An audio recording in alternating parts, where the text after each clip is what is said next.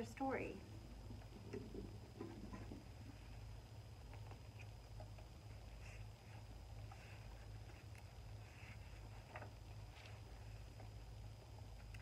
Do you remember the timeline of life? And at the end of the timeline, there was a picture of a human being. You also saw the long black line and the little white strip that showed the length of time that humans have been on this earth. Human beings appeared on the earth after many other living creatures had come before them. Seaweeds and other plants had flourished in the seas. Tiny creatures had developed in the oceans and purified the waters. Later, these creatures became larger. They developed shells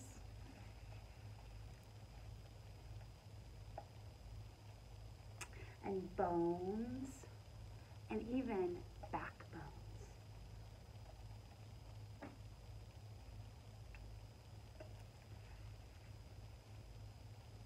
Some plants and animals moved onto the land. Animals became better at taking care of their young. Plants used the sun and water and minerals from the soil to grow their fruits and seeds. Human beings could only come when the earth was ready for them. There was food for them to find, thick carpets of grass for them to walk upon, and under the ground were vast stores of minerals that they would one day learn to use. And today, I want to tell you more about human beings, the kind of life on earth that is just like you and me. The world of the first human beings was filled with giant cave lions and cave bears. In that ancient world, the first people found many different kinds of plants growing. Those first humans came into the world without sharp teeth that they could use for defense. They had no sharp claws that would help them to climb trees out of reach of danger, to dig roots, to eat, and to catch other creatures for food. They had no way of knowing which fruits were good to eat and which were poisonous. But animals are born with this sort of knowledge. Each kind of animal finds and eats the food that suits it. Each type of animal is able to protect itself in its own way. Lions eat meat, not grass. They use their sharp teeth and claws to protect themselves. Deer eat grass. They could never eat meat, and they can run very quickly to avoid the creatures that hunt them. Each animal had its own way of life, and each knows automatically what to do. Each was especially adapted to live in a certain type of environment. The lion needed the grassy plains. It could never survive in the ice and the snow of the frigid north, and the deer were at home in the forest. Imagine a deer trying to live its life in a river. It just wouldn't work. The first human beings were not born knowing what to eat or how to protect themselves. They were not particularly suited for any particular area of the earth.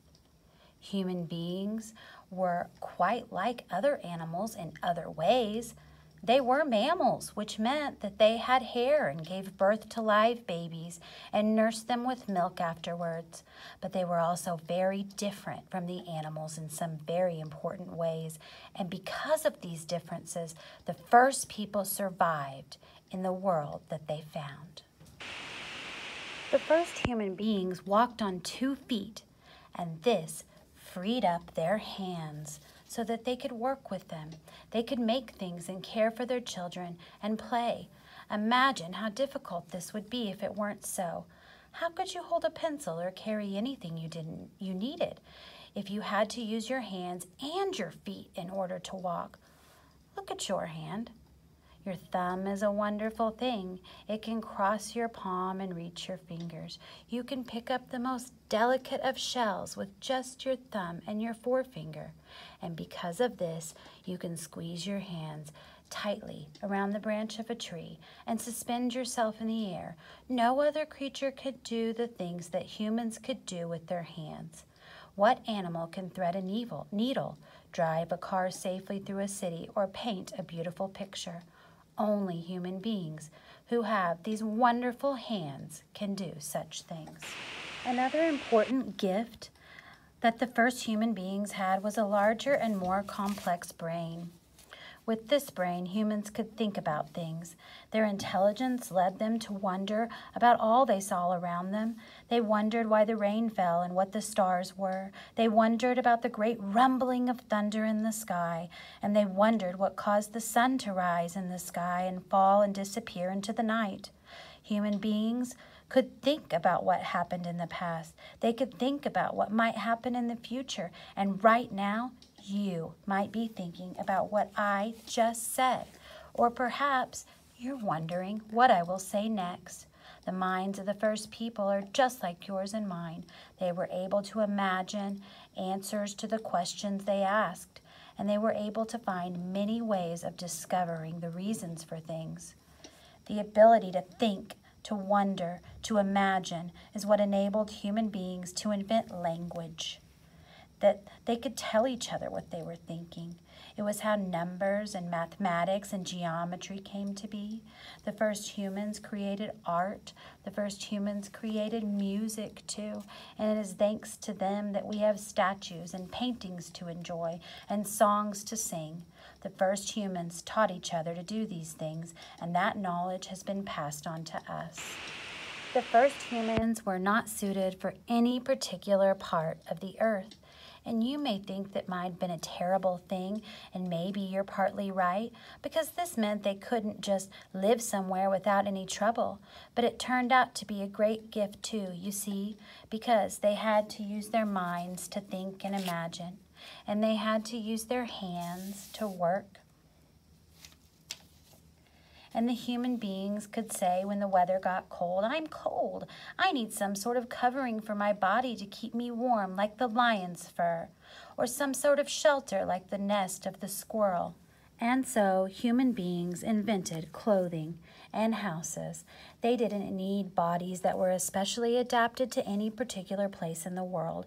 Instead, they used what they found around them to adapt to the environment. This way they spread across the world and found ways to live in the plains of the lion, the forest of the deer, and the icy land of the seals. The human beings were able to imagine things that had never been. They were able to make them, just as the human beings of today use their imaginations to think of new things, and then they use their hands to make them. Human beings had one other gift. This gift was the most precious of all, and it was what truly made human beings were able to love. Human beings can love their mother and father, their sisters, brothers, uncles, aunts, and friends. That human beings love the many people close to them. They love and care about others that they've even never met. They think of a child that's hungry or people are in trouble in another place, and they may find that help comes from someone they didn't even know. It could be you or I or some other person far away who heard about their problems and cared and did something to help. The story of human beings began a long time ago on the earth. It's an exciting story, and it has chapters that contain cave lions and bears, other chapters that tell about the first humans and their dangerous journeys over the great plains of ice or raging oceans or burning deserts, and on these voyages into new places that no one had ever visited before went fathers and mothers and children just like you, and babies held carefully in their mother's arms. And as different groups of people traveled all over the world, they told of their adventures by the light of the fire. The storyteller would tell one story and then another, and the children would listen to every word, and one day they would tell the same stories to their children. Or perhaps they would add another chapter, telling of their own life. Some of these first people left beautiful paintings and carvings for those that followed, that they could hear these stories, and we could understand today these messages in forgotten caves. On the sides of ancient boulders, some groups of people wrote their stories down on clay tablets that had been buried in the ruins of deserted cities, and on crumbling scrolls made of papyrus reeds were able to read of their lives, the lives of ancient kings, the adventures of great heroes. In our minds, we can hear the words of the people from the past, from thousands of years ago. In the story of human beings, you will meet knights in armor, queens in castles, and musicians who wrote beautiful music we enjoy today, and men and women who have made journeys into space. There is an enormous amount to find out about what has happened since the human beings appeared on Earth. This is the first story that we've had about human beings, but it's not the last. And another day, we'll talk more about the first human beings to live on Earth. They lived a very long time ago, but they were just like us. They had a mind with which they could think and imagine. They had hands which they could work.